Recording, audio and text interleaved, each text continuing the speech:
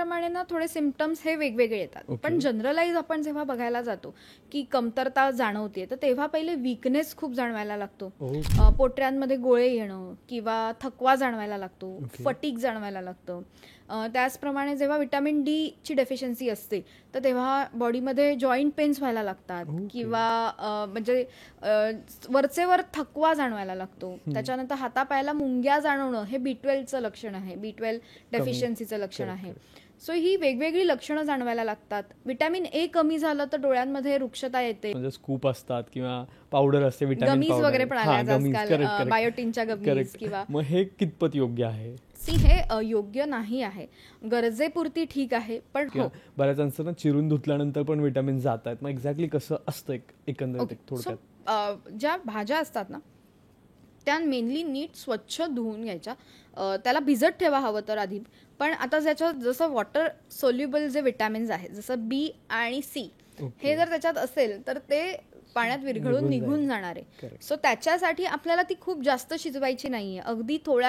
तर सूर्यापासून असं मिळतंय असं नाही आहे, सूर्यापासून ते ॲब्झॉर्ब होतं, फॅटमध्ये ॲब्झॉर्ब होतं स्किनच्या. आणि मेहुणे आणि मेहुण्यांचे पाहुणे, पण हेच पाहुण्याची माहिती सांगत नाही, ती गोळाबेज पॉडकास्टवर असतेच असते. नमस्कार मंडळी, मी ऋषिकेश. गोळाबेज पॉडकास्टवर तुमचं खूप खूप स्वागत आहे. खरं तर आज आपण मेडिकलमध्ये गेलो किंवा कुठल्याही हॉस्पिटलमध्ये गेलो तर बऱ्याचदा डॉक्टर आपल्याला सांगतात की तुमच्याकडे विटॅमिनची कमतरता आहे किंवा तुम्हाला B12 विटॅमिन कमी आहे किंवा मे बी दुसरं कुठलं तरी एक विटॅमिन कमी आहे किंवा तुम्हाला सूर्यप्रकाशात बसायच्या अशा गोष्टी सांगतात.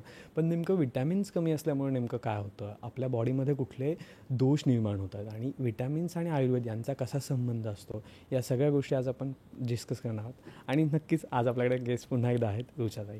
नमस्कार. नमस्कार. नमस्कार. सो रुचाताई, जसं मी सुरुवातीलाच म्हटलं की विटॅमिन्स बद्दल आम्हाला आज तुझ्याकडून जाणून घ्यायचं आहे. तर पहिलेच मला विचारायला आवडेल की विटॅमिन्स म्हणजे नेमकं काय असतं आणि आपल्या शरीरात त्यांचं काय काम असतं? ओके.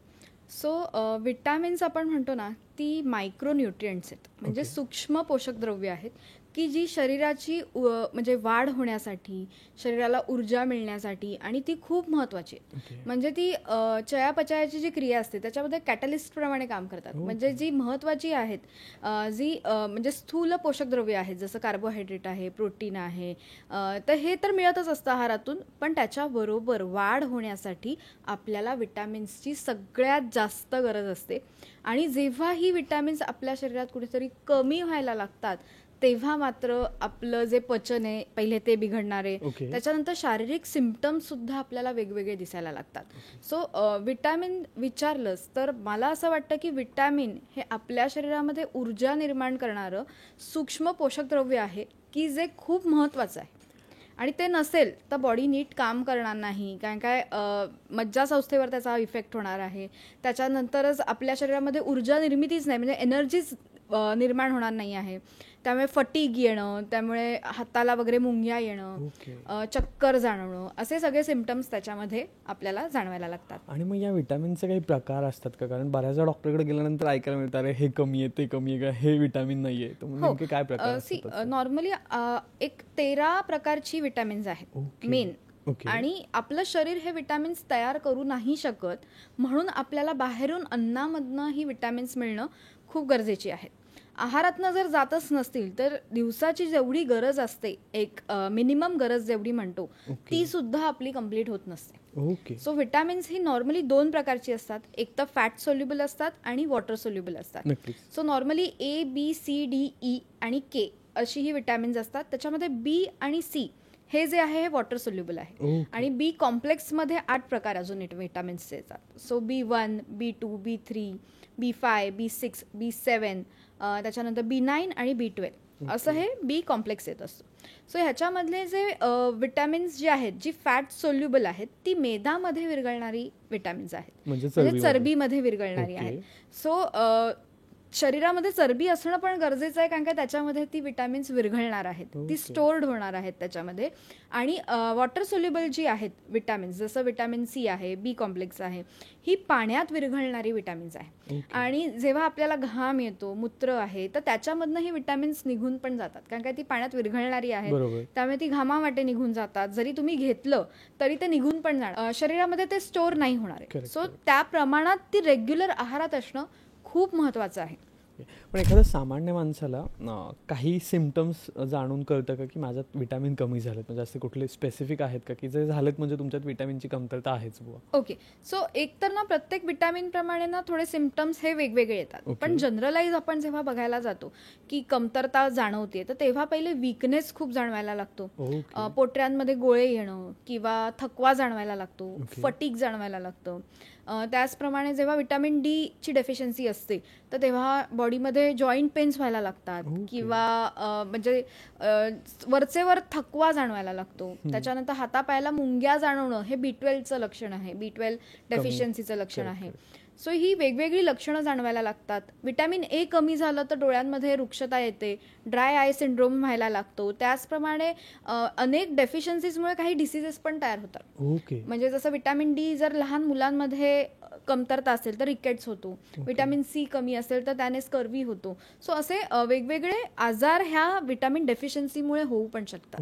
म्हणून ती मात्रा जेवढी गरजेची आहे ती मिळणं खूप गरजेची आहे.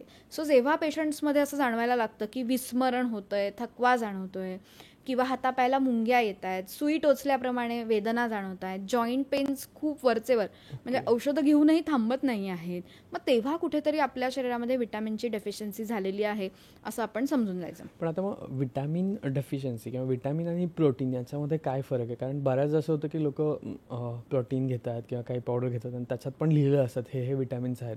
तेव्हा विटॅमिन आणि प्रोटीनमध्ये सहज असा काही फरक असतो का? नक्कीच खूप मोठा फरक आहे. कारण कसं आहे, प्रोटीन हे मॅक्रोन्यूट्रिएंट आहे आणि विटॅमिन्स हे मायक्रोन्यूट्रिएंट आहे, म्हणजे अगदी सूक्ष्म स्वरूपात असतं. म्हणजे आहार आपल्या शरीरात जेव्हा जातो तो एकतर स्थूल रूपात जातो आणि स्थूल रूपात जेव्हा शरीरात जातो त्याचं पचन पहिले घडणं गरजेचं आहे. जाठराग्नी असतो पोटामध्ये की तो त्या जाठराग्नी आहे त्याचं पचन करतो. म्हणजे स्थूल रूपातून सूक्ष्म रूपात तो कन्वर्ट पहिले झाला पाहिजे, मगच ते ब्लड सर्क्युलेशन मध्ये ऍब्झॉर्ब होणार आहे. तोपर्यंत ते ऍब्झॉर्ब होत नाही आहे. म्हणून जसे आयुर्वेदामध्ये 13 अग्नी सांगितलेले आहेत, जे पहिले महत्वाचे 7 धात्वाग्नी असतात, 5 जे असतात ते महाभूताग्नी असतात आणि 1 असतो जो जठराग्नी. म्हणजे हे खूप महत्वाचं आहे. म्हणजे पचन, आहाराचं जे पचन आहे हे तुमच्या अग्नीवर डिपेंडंट आहे. जर तुमचा अग्नी नीट असेल तर तुमच्या शरीरात पचन सुद्धा नीट होत असतं. सो ह्या प्रकारे मायक्रो आणि मॅक्रो असा डिफरन्स असतो. सो प्रोटीन हे शरीरामध्ये केसांची निर्मिती करणं किंवा त्याच्यानंतर मसल फॉर्मेशन करणं याच्यासाठी प्रोटीन काम करतं. आणि त्याच्याबरोबर विटॅमिन्स जे आहेत ते ऊर्जा निर्मितीचं काम करत असतात किंवा आपल्याला इम्युनिटी मिळण्यासाठी विटॅमिन्सची खूप गरज असते. आणि आयुर्वेदानुसार आपण म्हणतो की रसायन आहे म्हणजे आवळा आहे तर विटॅमिन सी त्याच्यात असतं. तर ते कशाला गरजेचं आहे तर ते आपली स्किन, त्वचा हे छान राहण्यासाठी सुद्धा गरजेचे आहेत. सो त्यासाठी हे कुठेतरी पूर्णत्व येण्यासाठी दोन्हीची गरज. म्हणजे आपण फक्त प्रोटीन घेतोय आणि विटॅमिन्सकडे लक्षच देत नाही आहोत तर तसंही चालणार नाही. आपल्याला प्रोटीन बरोबर फायबर महत्वाचे आहेत. फायबर्स आणि विटॅमिन्स हेही त्याच्याबरोबर आहारात असणं गरजेचं आहे. पण आता मग अजून एक खूप मोठा मिसकन्सेप्ट येतो, तो म्हणजे की मला ना मल्टीविटॅमिनच्या गोळ्या खायच्यात आणि मी मल्टीविटॅमिनच्या गोळ्या खाल्ल्या की सगळं कव्हर होतं. मग खरंच सगळं कव्हर होतं का?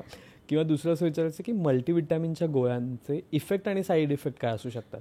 ओके, सो कसं आहे, आपल्या शरीराची जी डेली नीड आहे विटॅमिन्सची, जर ती आहारातनं पूर्ण होत असेल तर मग आपल्याला मल्टीविटॅमिन्स किंवा हे घेण्याची गरज नसते. आता माझे काही पेशंट्स आहेत की ज्यांना ऍसिडिटी होत असते, त्याच्यासाठी ते सतत अँटासिड्स घेत असतात. सो सतत अँटासिड्स घेतल्यानंतर त्याच्यामध्ये विटॅमिन सी ची डेफिशियन्सी व्हायला लागते, आयर्न डेफिशियन्सी व्हायला लागते, स्टोन्स फॉर्मेशन व्हायला लागतात. सो हे कुठेतरी त्यांनी थांबवणं गरजेचं आहे. सो वरचेवर नुसती म्हणजे काही आजार आहे जसं ॲनेमिया आहे किंवा आपण TB झालेल्या पेशंट्समध्ये किंवा काही सिव्हिअर कंडिशन्स असतात त्याच्यामध्ये मल्टीविटॅमिन घेणं आणि ते पण डॉक्टरांच्या सल्ल्यानुसारच घेणं महत्त्वाचं आहे. आपण काउंटरवर जाऊन औषधं घ्यायची, मल्टीविटॅमिन्स द्या असं सांगून ती घेणं चुकीचं आहे. जर ती डेफिशियन्सी असेल तरच ते घेणं गरजेचं आहे.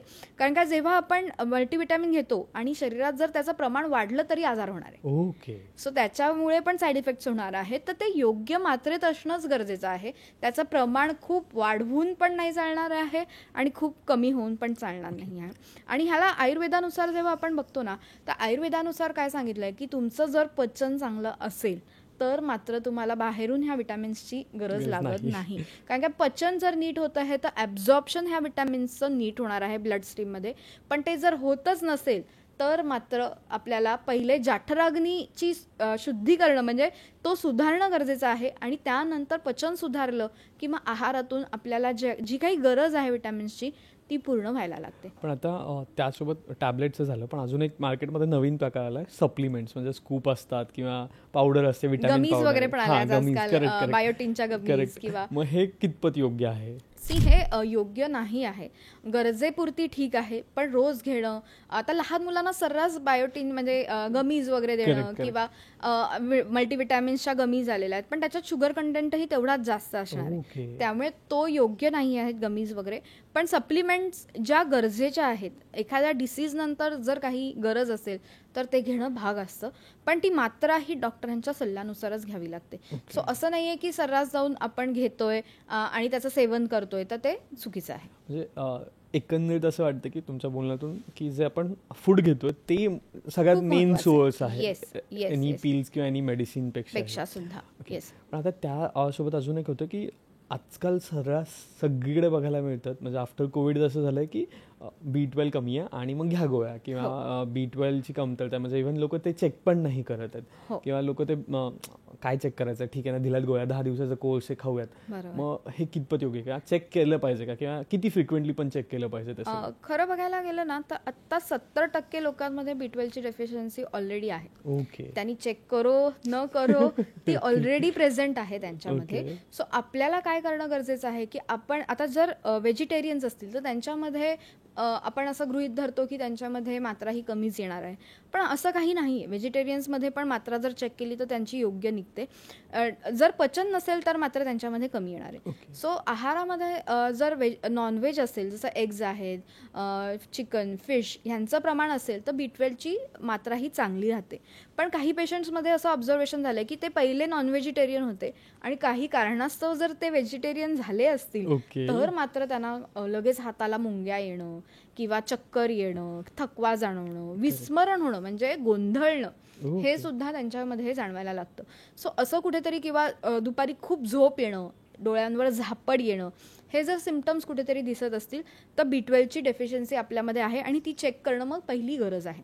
कारण काय B12 काय करतं आपल्या शरीरामध्ये, तर RBC फॉर्मेशनचं काम करतं, म्हणजे रक्त तयार करण्याचं काम करत आहे. त्याचबरोबर मज्जासंस्था नियंत्रित ठेवण्यासाठी पण ते काम करते. सो B12 हे खूप महत्वाचं आहे. सो तुमच्या नसा ज्या आहेत त्या वीक होत असतील, जर पायांना तुम्हाला पाय खाली टेकवल्यावर स्पर्शज्ञान जाणवत नसेल किंवा काही नसांचं दुखणं असेल तर त्यासाठी मात्र आपल्याला पहिले B12 चेक करणं गरजेचं आहे आणि त्याचं आहारात मग नियोजन करणं गरजेचं आहे की मी आहारात काय घेतल्यावर मला B12 मिळेल. जर नॉन व्हेजिटेरियन्सना तर अंडी आहेत किंवा फिश ह्याच्यातनं मिळतं, कॉड लिव्हरमधनं मिळत असतं. सो व्हेजिटेरियन्सना जे आहेत ते गाईच्या दुधातून मिळतं, किंवा गाईचं जे तूप आहे दुधापासून बनवलेलं ते तूप आहे त्यातनं मिळत असतं, किंवा दह्यातून मिळत असतं थोडंफार प्रमाणात, पण ताकातनं त्याच्यापेक्षा जास्त प्रमाणात ते चांगल्या प्रकारे मिळू शकतं. आणि जसं स्प्राउट्स म्हणतो आपण तर त्या स्प्राउट्समधनं पण विटॅमिन B12 मिळत असतं. पण आयुर्वेदानुसार जे स्प्राउट्स आहेत किंवा कडधान्य आहेत, अंकुरित कडधान्य, ती गुरु मानली, ती पचायला थोडी जड आहेत, त्यामुळे मग ती रात्री भिजत घालून सकाळीच त्याचं सेवन करणं योग्य ठरतं. सो ह्याने सुद्धा B12 मिळतं, किंवा बेरीज आहेत, ब्लूबेरीज आहेत, स्ट्रॉबेरीज आहेत, त्यातनं सुद्धा आपल्याला B12 मिळत असतं. आपल्याला दिवसाला 2.4 मिलीग्रॅम एवढी मात्रा B12ची आवश्यक असते. जर तीही नाही मिळाली तर मात्र आपल्या शरीरामध्ये न्यूट्रिशनल गॅप तयार होते. सो ती आजच्या दिवसात नाही मिळालं, दुसऱ्या दिवशी नाही मिळालं, तिसऱ्या दिवशी नाही मिळालं, सो कंपाऊंड होत जाणार आहे. सो दॅट इज समथिंग तिथे आपण लक्ष देणं गरजेचं आहे की दिवसाची माझी मात्रा कंप्लीट होतीये का नाही होत आहे.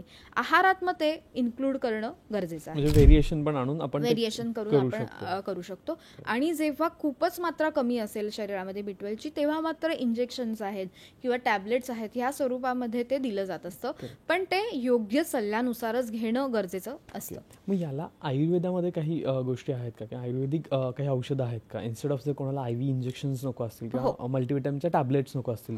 हो. सो आयुर्वेदानुसार कसं म्हटलं जातं की आपलं शरीर हे सप्त धातूंपासून बनलेलं आहे. 3 दोषांपासून बनलेलं आहे बरोबर. आणि 3 मलांपासून बनलेलं आहे. हो. सो रस, रक्त, मांस, मेद, अस्थि, मज्जा आणि शुक्र. आणि त्यानंतर जे तयार होतं ते ओज असतं ओज आहे. आणि ते आपल्याला ताकद देत असतं. आपल्या चेहऱ्यावर एक तेज दिसणारं ते ओज असतं. आता पहिला धातूच जर तयार नीट नसेल होत तर त्यापासून पुढचा धातू म्हणजे रक्त धातू आहे तो सुद्धा नीट तयार होत नाही. सो ह्याच्यामध्ये रसापासून रक्त तयार होताना एक अग्नी काम करतो. धात्वाग्नी, जसं मगाशी मी म्हटलं तसा एक धात्वाग्नी तिथे काम करत असतो आणि त्यापासून पुढचा रक्तधातू तयार होताना एक मल पण तयार होत असतो. जसं आपण स्वेद म्हणतो किंवा अस्थिधातूचा मल आपण म्हणतो की केश आणि नख आहेत, हा त्याचा एक साईड प्रॉडक्ट पण तयार होत असतो. सो तेव्हा जर तुम्ही रसधातू म्हणजे काय, त्याचं काम काय, प्रीणन करणं, ताकद देणं, हे त्याचं काम आहे. आता रसधातू म्हणजे लिक्विड्स, मग आहारात लिक्विड्सचं प्रमाण पण जास्त असणं गरजेचं आहे. म्हणजे जशी सूप्स आहेत जी तुमचं प्रीणन करणार आहे, लिक्विड म्हणजे शरीरातलं द्रवभाग वाढवणारी आहे, सलायवा वाढवणे किंवा द्रवभाग मेनली वाढवणारी आहे. त्याच्यानंतर रक्त तयार होण्यासाठी, आरबीसी फॉर्मेशनसाठी जसं डाळिंब आहे, आयर्न ज्याच्यामध्ये आहे आहारामधनं, ते घेणं गरजेचं आहे.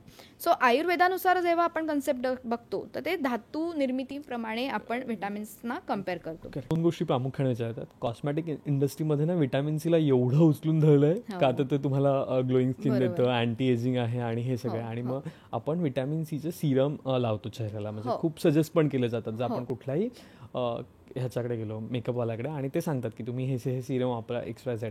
तर मग खरंच या सिरमनी काही इम्पॅक्ट होतो का, आणि असे सिरम्स यूज करणं कितपत योग्य आहे फॉर स्किन?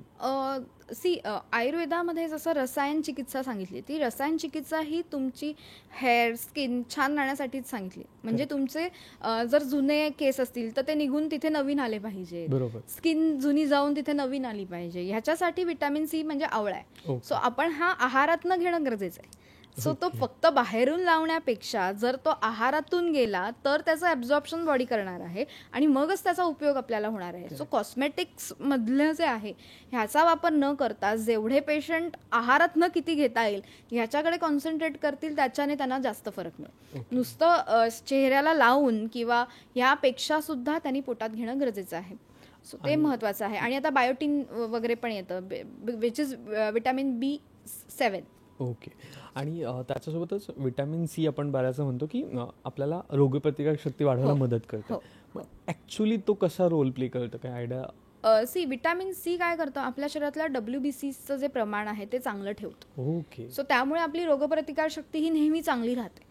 सो जेव्हा कोविड आलेला तेव्हा सगळ्यांना व्हिटॅमिन सीच्या टॅबलेट्स घ्यायला सांगितलेल्या होत्या. कारण काय, आपल्या नसा ज्या आहेत, आर्टरीज आहेत, त्यांना ताकद मिळण्यासाठी सुद्धा व्हिटॅमिन सी काम करतं. म्हणजे ब्लड सर्क्युलेशन नीट झालं की ऑटोमॅटिक तुमची रोगप्रतिकार शक्ती वाढणार आहे. त्याचबरोबर तुमच्या स्किनला पण ऑटोमॅटिक ग्लो येणार आहे.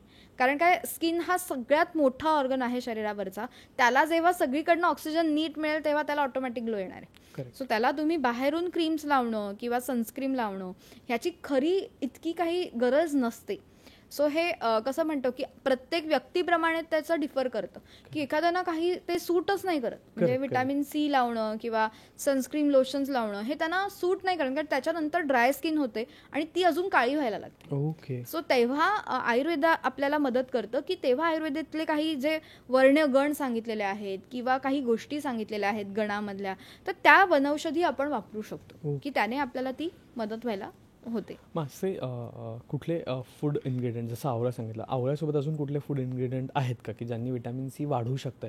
कारण मी बऱ्याचदा ऐकतो की लोक गाजर, काकडी पण खायला सांगतात आणि मग त्याचं प्रमाण वाढलं की बाकीच्या गोष्टी कमी होतात आणि परत ते. गाजरामध्ये व्हिटॅमिन ए आहे की जे डोळ्यांसाठी खूप उपयुक्त आहे. जसं जर व्हिटॅमिन ए डेफिशियन्सी झाली तर नाईट ब्लाइंडनेस होण्याचे चान्सेस असतात. सो कलर ब्लाइंडनेस किंवा ह्याने पण तो प्रॉब्लेम होऊ शकतो. सो त्याच्यासाठी आपल्याला व्हिटॅमिन्समध्ये कसं आहे माहिती आहे, शेवगाच्या शेंगा ज्या आहेत त्याही खूप इम्पॉर्टंट आहेत, त्याच्यामध्ये सुद्धा व्हिटॅमिन ए आहे आणि त्या एक सुपरफूड म्हणून काम करतात की त्या आपल्या शरीरामध्ये स्वेदा वाटे जी काही टॉक्झिन्स जमलेली आहेत ती बाहेर काढण्याचं पण काम करतात. विटॅमिन्स वाढवतात, तसंच आयर्न वाढवतात, शरीरात रक्त वाढवण्यासाठी सुद्धा त्या मदत करतात. सो आयर्न चांगलं असेल की व्हिटॅमिन सी आणि ह्याचं कोरिलेशन आहे. सो त्याचं आयर्न चांगलं असेल तर व्हिटॅमिन सी ॲब्झॉर्प्शन पण नीट होणार आहे. सो हे कुठेतरी शरीरामध्ये असणं गरजेचं आहे. सो हे जे शिगरू आयुर्वेदानुसार आहारानुसार आपण त्याला शिगरू म्हणतो, ते आहारात असणं गरजेचं आहे. मग आता शेवग्याच्या शेंगांचा आपण सूप करून घेऊ शकतो, किंवा डाळ त्याची बनवून घेऊ शकतो, किंवा मोरिंगा पावडर आज मिळते, तर ती 1 ते 2 ग्रॅम आपण पाण्यात घालून किंवा ताकात घालून सुद्धा आपण ती घेऊ शकतो. जेवण झाल्यावर आपण ती घेऊ शकतो. त्याच्यानंतर फ्लॅक्सीड्स आहेत. फ्लॅक्सीड्स हार्टसाठी खूप चांगले काम करतात. सो ओमेगा 3 फॅटी ॲसिड्स त्याच्यामध्ये आहेत, तर तेही आहारात घेणं खूप गरजेचं आहे. त्याच्यामधनं मेद कमी होण्यासाठी सुद्धा मदत होते फ्लॅक्सीड्सनी. सो आता फ्लॅक्सीड्स प्रत्येकाने वापरणं हे कसं आहे ते वैद्याच्या सल्ल्यानुसार, कारण काय फ्लॅक्सीड्स किंवा म्हणजे अळशी जे आहे हे उष्ण पोटन्सीचं आहे, त्यामुळे ते प्रत्येकाला सूट होईल असं नसतं. सो एखाद्याला ते उष्ण सुद्धा पडू शकतं. सो तेव्हा ते विचारूनच घेणं गरजेचं आहे. आणि मग ते एकदा रात्री गरम पाण्यात भिजत घालायचं, सकाळी उठल्यावर त्याचं पाणी पिऊ शकतो, किंवा त्याची ड्राय रोस्ट करून पावडर करू शकतो, आणि त्याचं मग पाण्यात घालून गरम पाण्यात घालून ती आपण चटणी असायची ती चटणी तशीही घेऊ शकतो, म्हणजे जेवण झाल्यावर ती घेऊ शकतो. त्याचप्रमाणे कोहळा जो आहे, कुष्मांड ज्याला आपण आयुर्वेदात म्हणतो, तेही आपल्याला विटॅमिन्स चांगल्या प्रकारे मिळण्यासाठी मदत करतात. पेठा ज्याच्यापासून बनतो, सो ती बर्फी एखादी आपण घेऊ शकतो.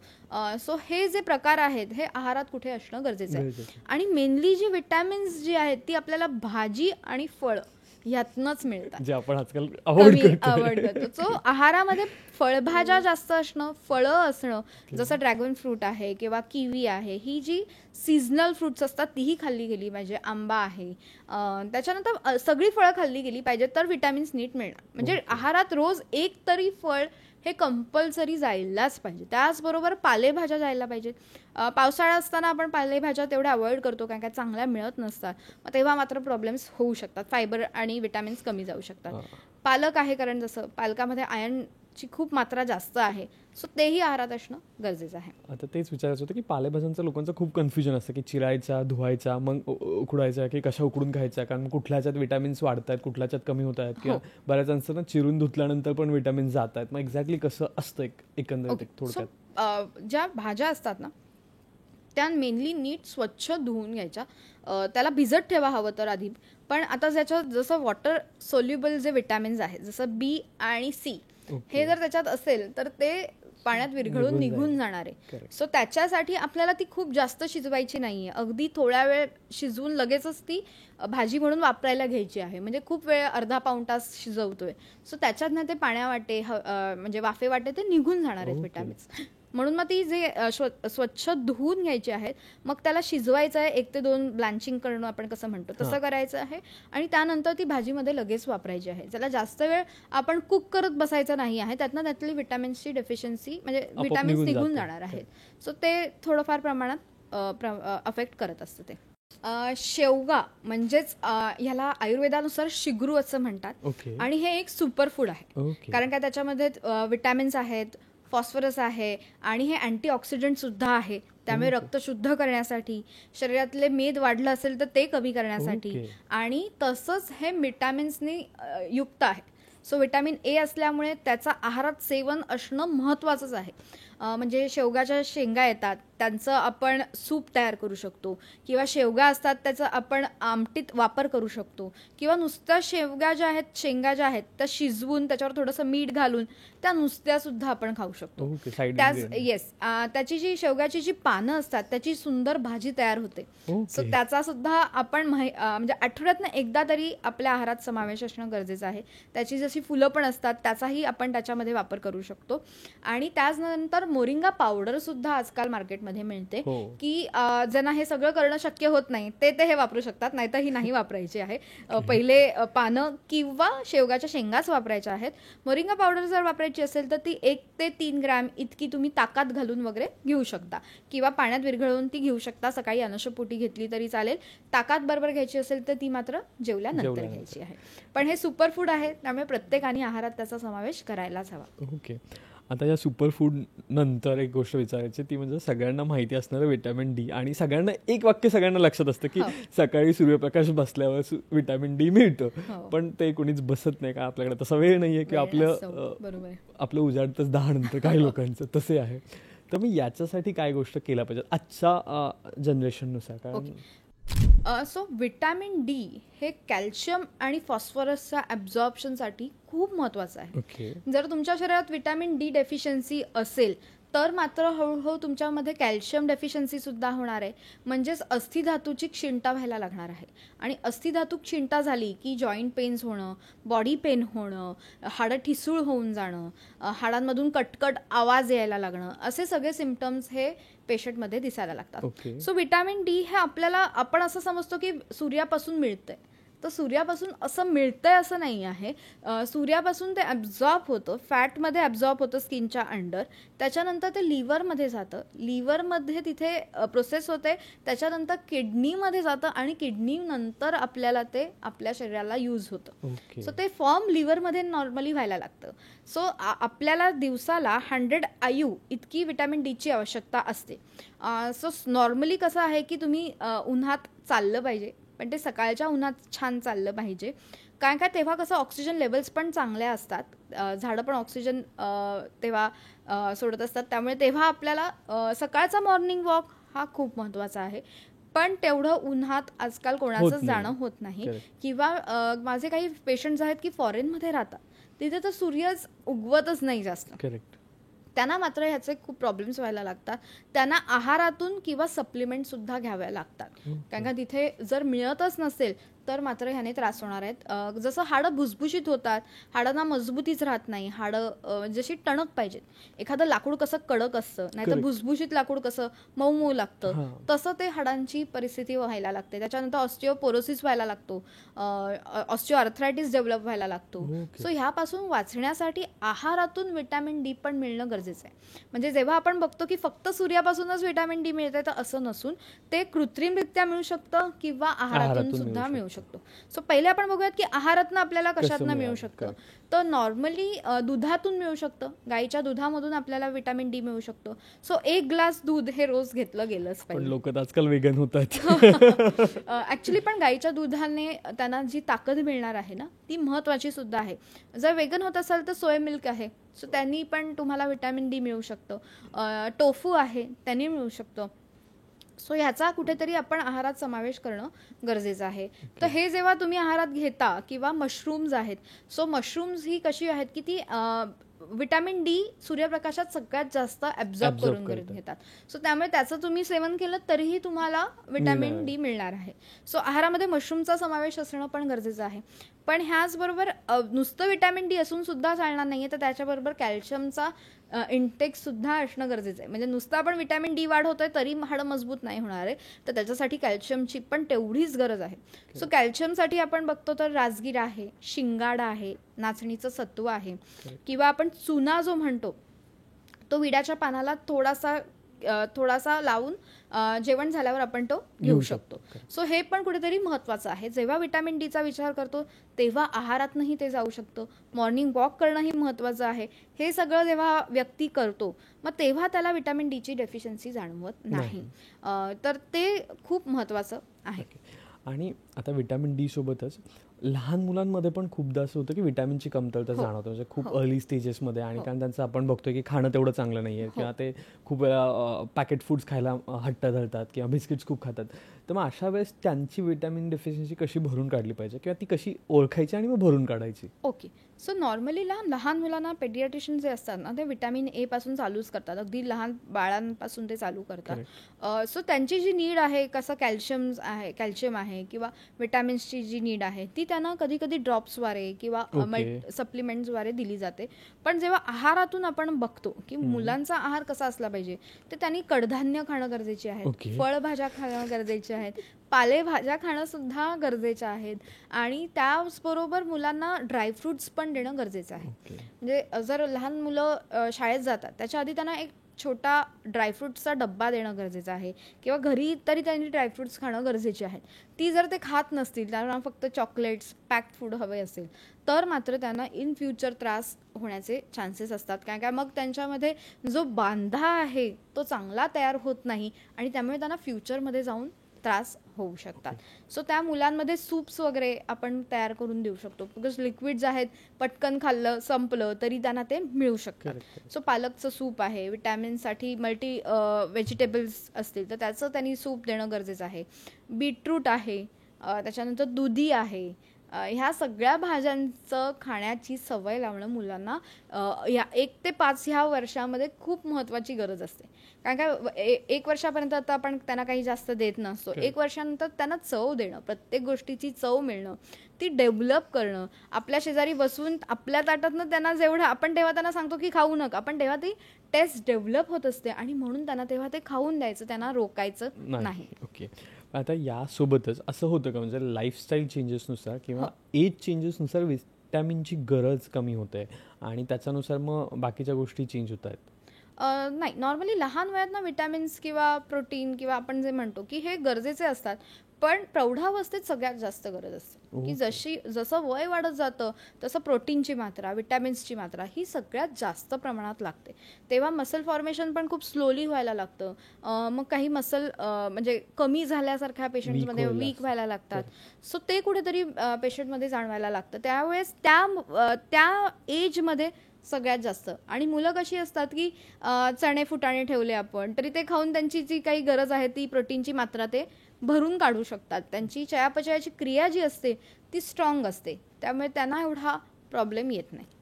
आपण आता जनरली बऱ्याचदा असं पण होतं की आपल्या पूर्वीच्या पिढ्यांना विटॅमिन्स म्हणजे काय हे माहितीच नव्हतं आणि तरी त्यांचे विटॅमिन्स किंवा त्यांचे सगळ्या गोष्टी चांगल्या होत्या आणि आत्ताच्या माहिती आहेत आणि आता खूप सारा त्याचा पसार असून पण आपण त्याचा इंटेक घेत नाहीये.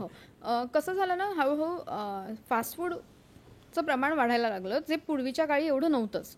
म्हणजे हॉटेलला जाणं दर सॅटर्डे संडे नसायचं पूर्वीच्या काळी, कधीतरी 3 महिन्यात एखाद वेळेस किंवा असंच जे 6 महिन्यात एखाद वेळेस एवढंच ते प्रमाण होतं. पण आता त्याचं प्रमाण वाढायला लागलं.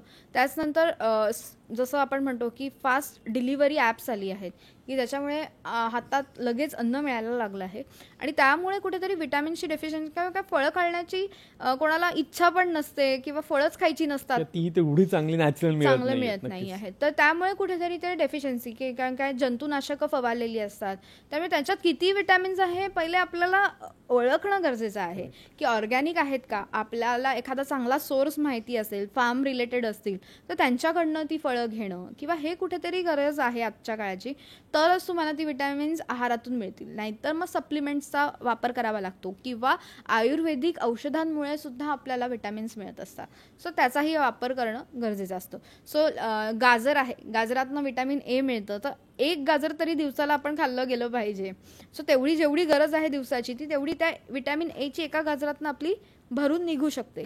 पण तेही आपण खात नाही तर मात्र आपल्याला त्रास होणं शक्य आहे. म्हणजे दिवसाला जी गरज आहे प्रत्येक न्यूट्रियनची तसा चार्ट बनवून ठेवायचा की विटॅमिन एची किती गरज आहे, विटॅमिन B12ची किती गरज आहे, त्याचे सोर्स काय आहेत, त्या सोर्सप्रमाणे मी खाल्लंय का, मग त्याला टिक मार्क करायची, येस मी हे खाल्लेलं आहे. मग ती तुमची दिवसाची गरज. पहिले हे 5-6 दिवस केल्यावर ऑटोमॅटिक ब्रेन तुम्हाला सांगणार की हे आहे, हे आहारात आहे, हे लागतंय. पण ते कुठेतरी एज्युकेशन नसल्यामुळे आहाराबद्दल पण शाळेत शिकवणं गरजेचं आहे. म्हणजे डब्बा आणताना फक्त तुम्ही जंक फूड आणू नका आणि हेल्दी फूड आणा, ह्यापेक्षा आजकाल शाळा हेही शिकवत आहे की विटॅमिन ए कशात आहे, कुठल्या फ्रूटमध्ये आहे, तुम्ही ते घेऊन या. सो हे कुठेतरी लहान मुलांना त्याच वयात एज्युकेशन करणं गरजेचं आहे. सो ते बरोबर त्यांना एकदा कळलं की ह्याच्यात हे विटॅमिन मिळतंय तर ती मुलं ती बरोबर खातात. जसं लिंबू सरबत आहे, मुलांना आवडत असेल तर ते बनवून द्यायला काही हरकत नाही आहे. कोकम सरबत आहे ते मुलांना देणं गरजेचं आहे. नारळ पाणी आहे सकाळच्या वेळात किंवा त्यांना दिवसातून एकदा द्यायला काहीही हरकत नाही आहे. सो अशा काही गोष्टी आहेत की ज्या आपल्या किचनमध्ये सुद्धा असतात, इझिली अवेलेबल असतात, पण तरी आपण त्या न घेता जर पहिले मल्टीविटॅमिन्सकडे वळत असू तर ती चूक आहे. पहिले आपण आहाराकडे वळावं, त्यातनं सुद्धा जर आपली गरज भागत नसेल तरच मग आपण मल्टीविटॅमिन्सकडे जाणं योग्य आहे. थँक्यू रुचाताई, तू आलीस इथे आणि आम्हाला पुन्हा एकदा वेगळ्या विषयावर वेगळं नॉलेज दिलंस, त्याबद्दल खरंच थँक्यू सो मच. तुम्हाला हा एपिसोड कसा वाटला ते कमेंटमध्ये सांगायला विसरू नका. त्याचबरोबर तुम्हाला कुठल्या विटॅमिन्सची अजून माहिती हवी तेही आम्हाला कमेंटमध्ये सांगा किंवा नेहमीसारखंच तुम्हाला अजून काही प्रश्न असतील तेही कमेंटमध्ये सांगायला विसरू नका. भेटूयात पुढच्या एपिसोडमध्ये. धन्यवाद.